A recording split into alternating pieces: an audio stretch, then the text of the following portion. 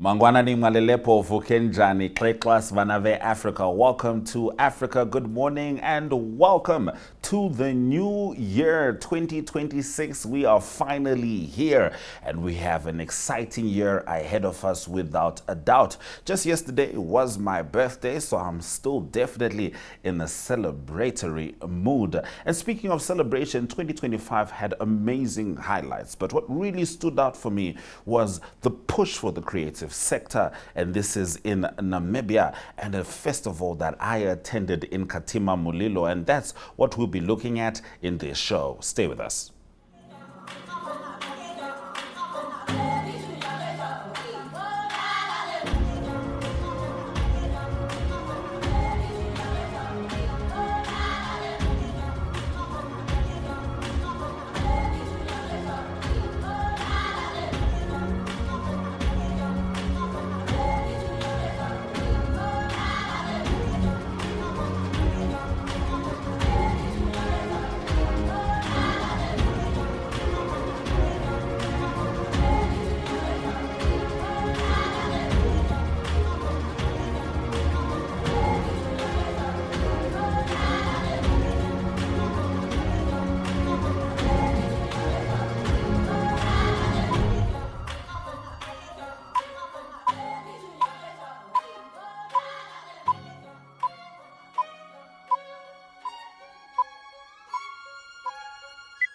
The Bank of Namibia held a creative symposium trying to professionalize the creative industry, but it was also a consultation process with the creatives themselves. And this is how it went.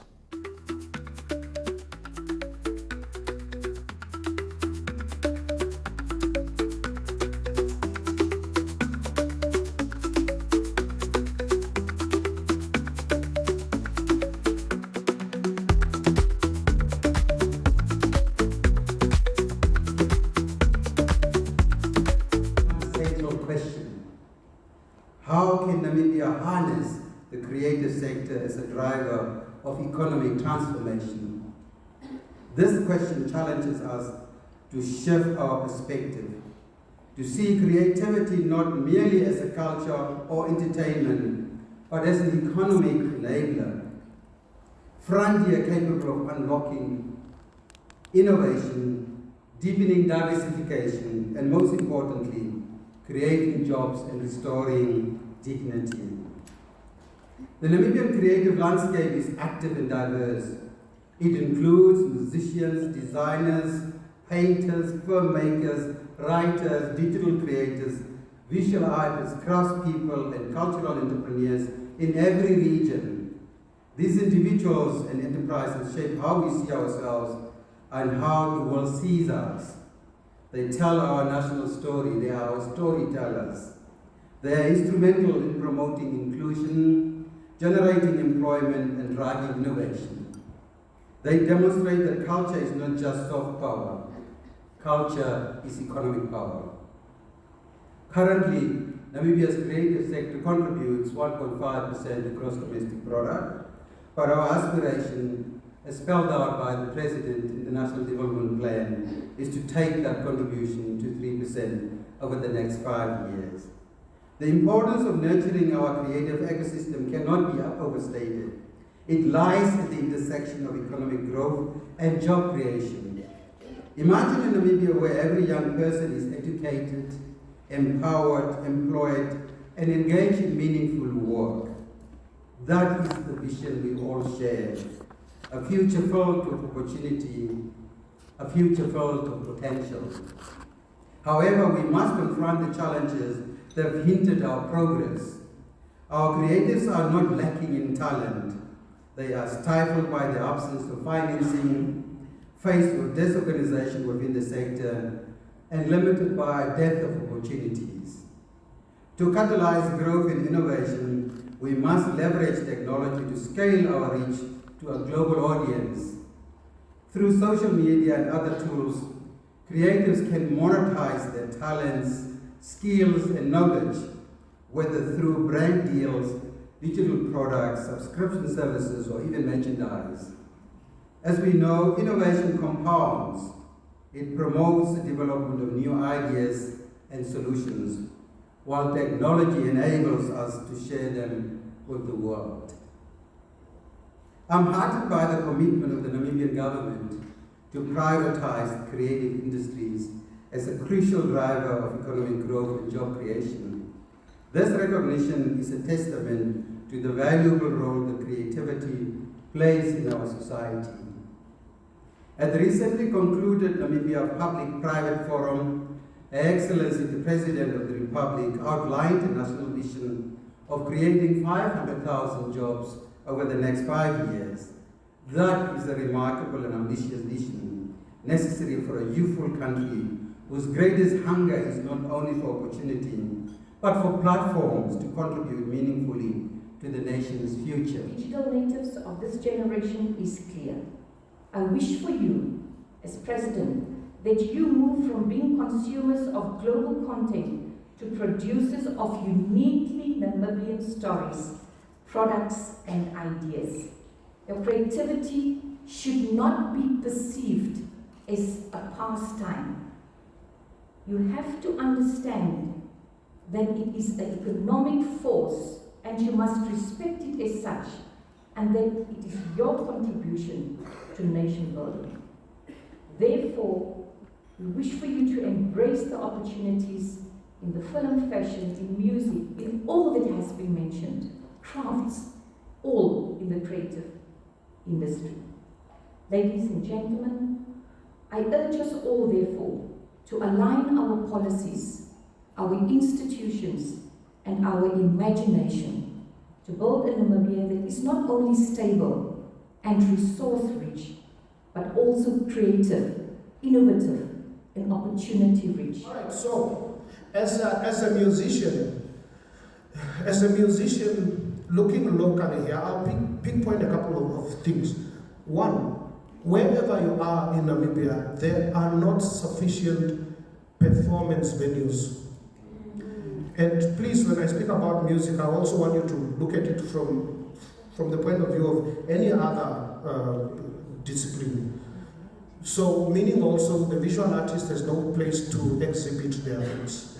The old community halls that were built with halls, with roofs as high as this one, with acoustics that sound like it was meant to be a torture device, torture chamber where you would thrown in and people would hit cans and the noise would just overwhelm you until you confess to your crimes.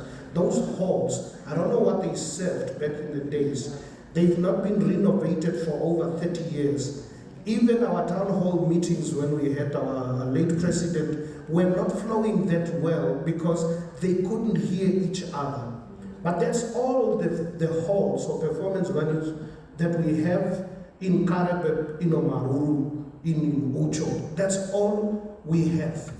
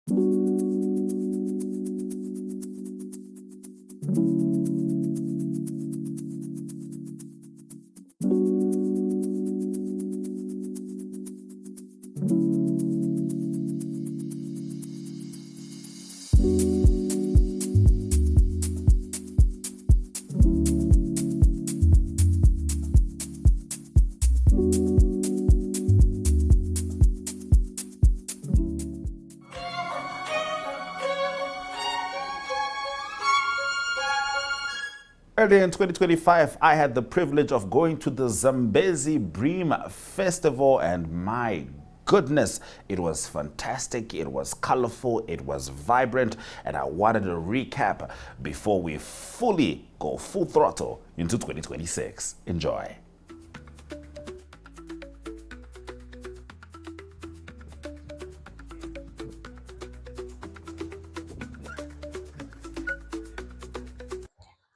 I am here at the Ministry of Agriculture, Fisheries, Water and Land Reform, and they're going to be telling us why they are at the Zambezi Bream Festival, the products they have and their objectives.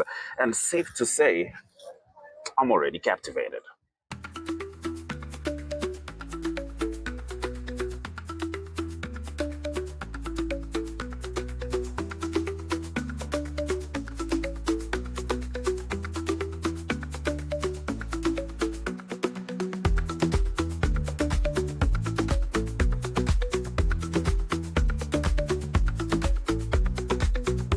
We are here as a ministry, and specifically as DAPIS, Directorate of Agricultural Production, Extension and Engineering Services. This is who we are here in this store, and we brought services closer to our people. And in fact, we are here to showcase 7 services that we are rendering to our farmers. The first one is DCPP, which is the dryland crop production program.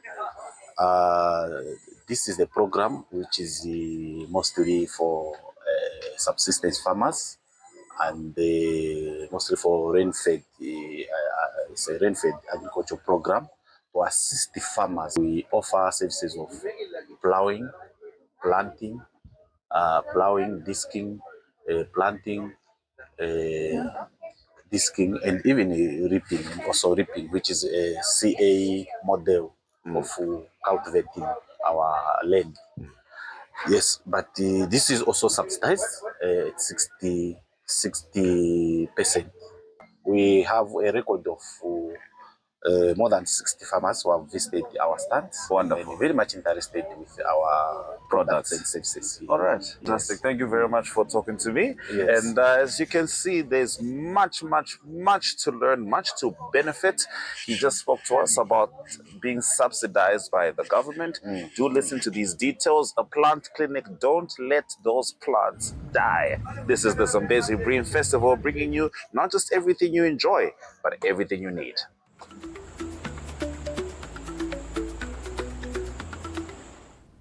Sydney Simasiku, Assistant Property Officer at Katima Mulilo Town Council, shows how the local authority is supporting and engaging the community at the Zambezi Bream Festival.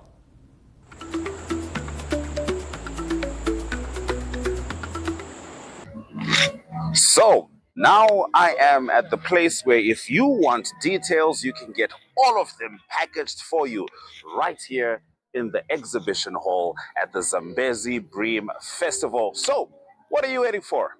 Come with me.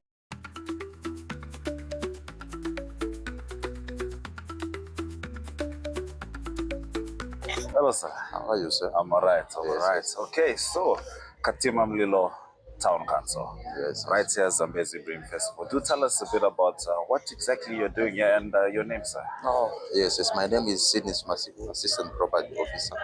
So we do have different forms here. Here, I'm representing the town planning.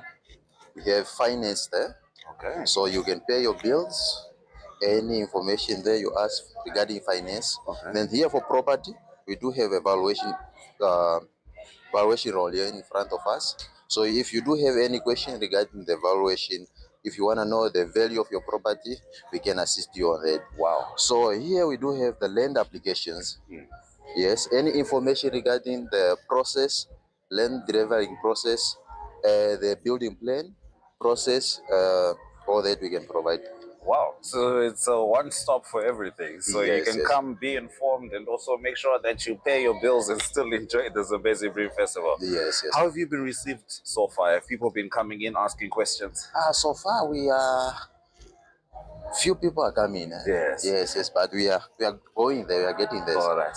Are you finding out that people don't know everything? For example, that they can find this information here. Yes. Many people they don't know. They don't have information. All right. What I have noticed so far, they don't have information regarding the process, the registration process. So now we are just providing the information. If you go to office, anybody, even a friend asking you, you can take the information for free, and then you explain to them nicely. All right. Yes. Fantastic. Thank you very much, sir. You're welcome, sir. All right. Yes. Enjoy. Yes.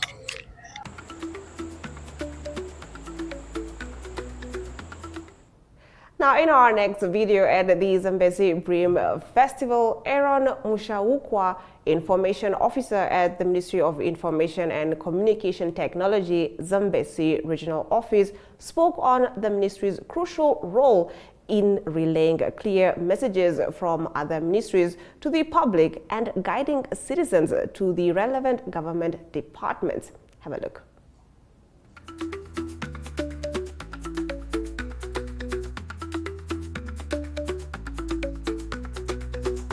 My name is Aaron Mushawukwa. All right. Information Officer. Okay, And wonderful. here with me is Ms. Mavis Mazila, Okay. our administrative officer. Wonderful. Yeah. You know, if there's one group of people I know is very happy to talk to us, is the Ministry of Information, Thank you very much. Communication Sure. and Technology.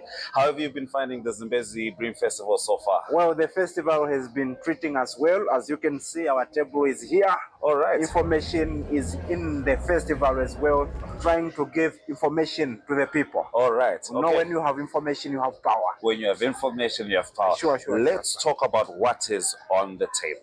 Okay, for the table, I'm going to give to my administrative officer to take you through. All right. On the table, we have the publications which are sold by the Ministry of Information. We have the Fish Book, which goes for $20. We have the State of the Nation for the founder president, which goes for $20. We have the speeches for the former presidents, which goes also for $50. And we have the Namibia reviews, which we are giving them away for free. Wonderful, wonderful. So you're keeping people informed, not Exactly. just in the present, but of where we're coming from. Exactly. Wonderful. Now, Mr. Aaron, could we sit down and have a chat? Thank you very much. Come with me to the couch. All right. Sure.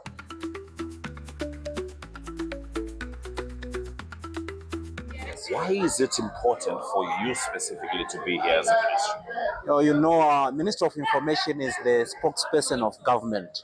So everything which happens to government, it goes to Minister of Information to inform the public. All right. So when people come to us, we inform them not only about Minister of Information, but about all the programs, capital projects which happens in other ministries. That's why we have to be here, so that we introduce other people to other ministries. All right. So you're like the passageway, the gateway to the information that is needed for the public, especially when the communication is coming from the government. Exactly. So as MICT, you have to know what is happening in other ministries. Yes. So that when people come to you, you know where to refer them. If you All don't right. offer such services, to say, oh, maybe it's a labor issue, Yes. you refer them to Ministry of Labor. All if right. it's a gender issue, refer them to Ministry of Gender, and Yes. so on. So Yeah. you are essentially the reference point. We are the reference point, All right. and we are also the distribution point. Others, when they have something they want to distribute, they also give to our ministry to go and distribute to the rural areas. All right, wonderful. And how has that been? You know,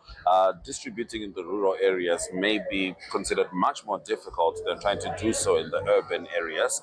How is that for you with regards to making sure information reaches the people? Oh, well, we normally have information sharing sessions, which we conduct with various communities all the time. So we engage other stakeholders. If they need any information they want us to share, be it pamphlets, books, and so on, charts, they give us to go and share. Sometimes if we don't have the know-how or much details, we can invite them to join us. All right. Then we go and share the information with the public. All right, so it's not just about sharing information, it's about sharing accurate information. Sharing accurate information. We have to make sure that the information we are sharing is accurate, is correct, so Yes. that people are not misled in other ways. 100%. Sure, I sure. can tell you for sure, I have not been misled by your stand right here at the Zambezi Bream Festival, and I certainly feel informed. Thank you, Mr. Thank you very much.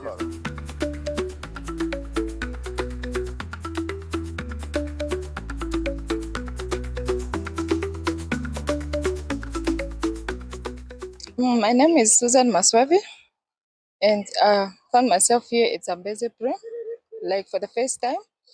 So because I have a desire of cooking, yeah, this is my favorite thing I do. So I thought maybe I can showcase my case or my recipes here. So that's why I came. I have different food I prepare. I have Zambezi Bream, cooked one and fried one, and also we brine meat. We have pap, which is from meat, like pounded one. Especially like that was the amazing meal that made us grow up. My favorite thing about Zambezi Bream is to experience, to see how other people do when in the industry of cooking. So like now, the big challenge was like have to learn from others, like how do they do. So next time I also have to do more or to do better, because this is a big experience. I think next year I'll do the greater than I did this year.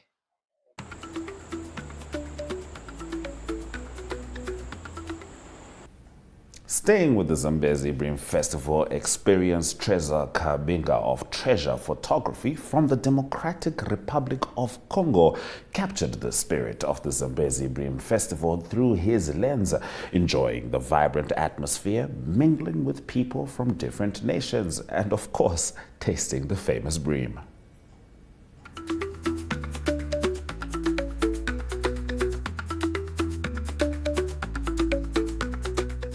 My name is Treasure Photography.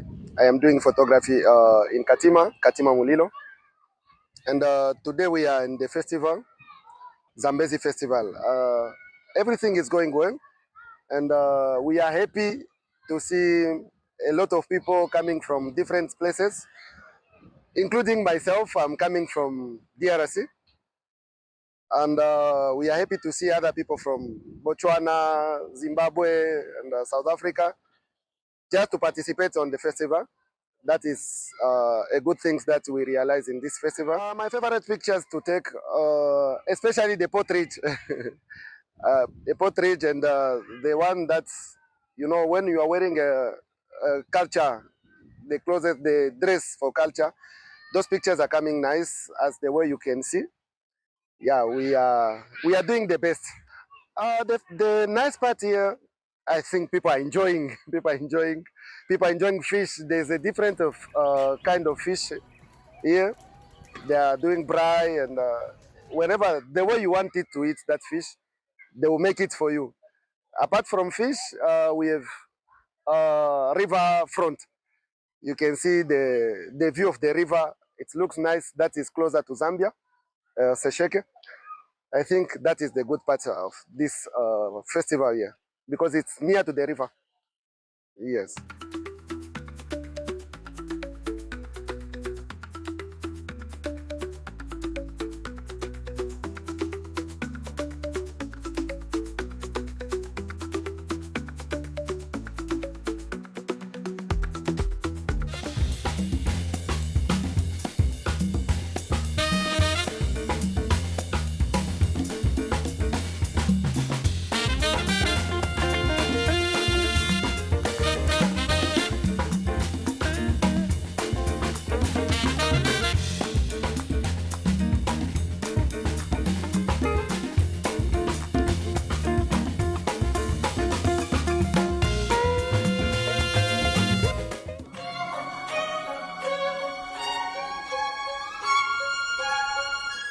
Thank you for staying with Africa Good Morning. 2026 is right here, and we're going to be making sure that we bring you all the stories as they come through. We return to your screens on the 12th of January, making sure that you, without a doubt, do not miss Africa's most potent stories. Enjoy your 2026. Swera Zvakanaka.